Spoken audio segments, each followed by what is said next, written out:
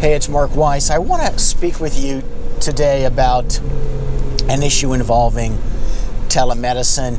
Now, it revolves around an initial news story. It's mid-May 2022 when we're recording this, but I guarantee you that the takeaway here for you is going to be relevant whether you listen to this in a week or whether you listen to it in 13 years. The story I saw was in the Wall Street Journal. It involves the fact that a company called Cerebral Inc., a telemedicine company focused on mental health, has been subpoenaed in a government investigation into the sort of prescribing practices. The business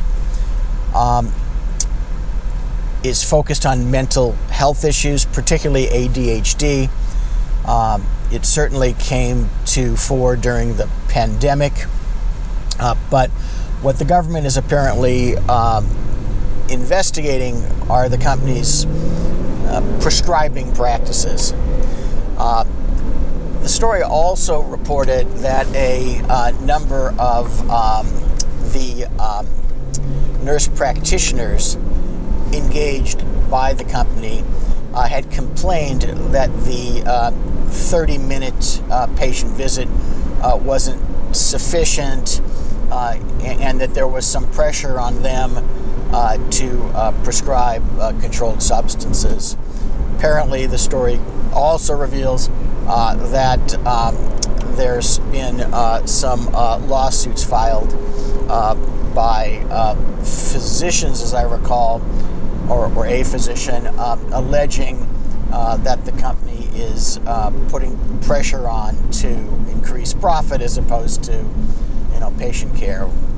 All of this involves allegations and, in the government case, an investigation. So there have been no charges filed against Cerebral, and nobody has actually said that they've done anything wrong other than allegations in that civil lawsuit. So we're not going to pick on Cerebral, but we can use it as an example that is somewhat akin to, but is not identical, with something I've spoken about before on other recordings, and that's the sort of classic pain cream scam in which physicians and sometimes other healthcare practitioners are roped, cajoled, or sometimes one might say bribed into participating in arrangements that turn out to be prescription scams.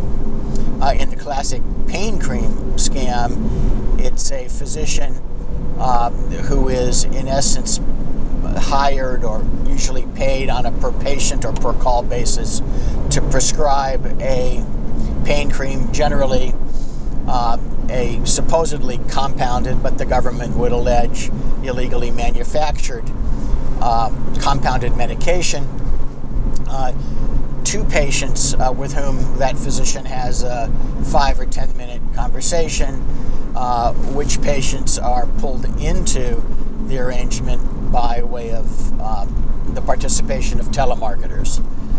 Generally, those sorts of scams target Medicare, TRICARE, and other federally funded patients, and they usually end in a tremendous mess, and not only for the scamsters, but for the physicians as well. So the moral of the story here is to be extremely careful, even though you go into some venture with a very pure heart, even if you go into your own venture. In other words, it's not a venture that some business sharpies in the marketing business approach you with. I mean, especially if you're going to do a deal with those sorts of guys. But even if you do this on your own, you need to be extremely careful about any telemedicine business that doesn't involve telemedicine with established patients, that doesn't follow your state's laws in connection with what you have to do to establish a physician-patient relationship, and in particular with your state laws, which have a huge effect then on federal law in connection with drug prescribing. In other words, state laws on what sort and what intensity of a patient visit is required before you can prescribe what it is that you're intending to prescribe. Be very careful. The downside of this could be jail. The downside of this could be medical board discipline, and it could be significant fines. Take care and be careful.